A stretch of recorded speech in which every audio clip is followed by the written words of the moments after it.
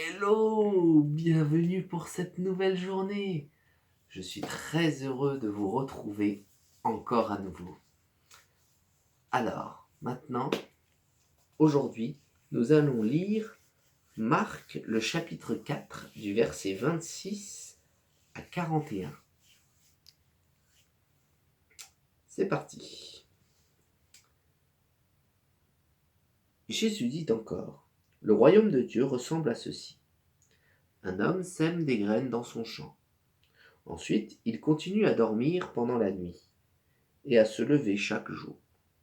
Et pendant ce temps, les graines poussent et grandissent. Mais cet homme ne sait pas comment.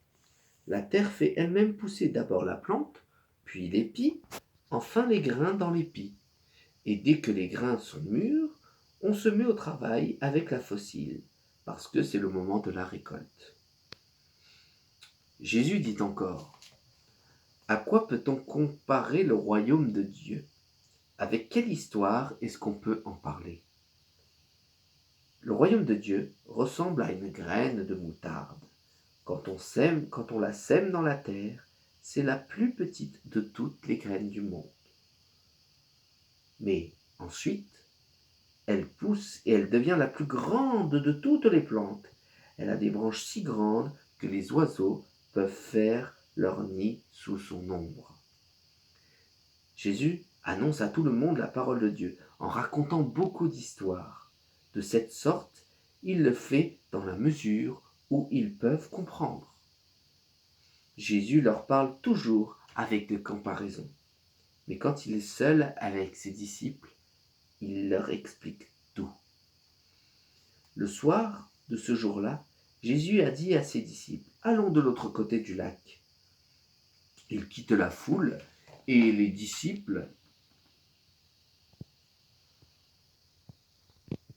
font partie de la barque où Jésus se trouve.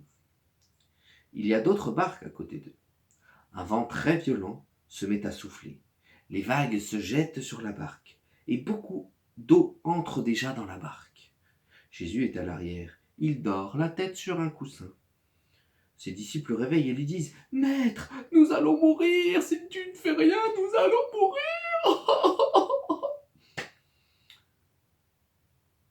Jésus se réveille. Il menace le vent et dit au lac, « Silence, calme-toi !» Alors, le vent s'arrête de souffler et tout devient très calme. Jésus dit à ses disciples, « Pourquoi est-ce que vous avez peur ? Vous n'avez donc pas encore de foi ?» Mais les disciples sont effrayés et ils se disent entre eux, « Qui donc est cet homme ? Même le vent et l'eau lui obéissent. » Oui, même le vent et l'eau lui obéissent. Dieu est un Dieu puissant. Il est capable de faire des choses extraordinaires. Et les disciples l'ont découvert. Et quand on lit tout ce qui se passe, on le découvre. C'est pas génial ça ? Vous trouvez pas ça génial ? Moi, je trouve ça extraordinaire. Bon, maintenant c'est à vous de jouer, de trouver le verset qui vous a parlé, de pouvoir écrire. Je félicite tous ceux qui nous ont déjà envoyé ce qu'ils ont écrit. C'est vraiment bien. On voit vraiment que Dieu vous parle. C'est vraiment bien. Je vous conseille de continuer à le faire. Merci de nous envoyer tout ce que vous écrivez. Ça nous fait plaisir de voir que vous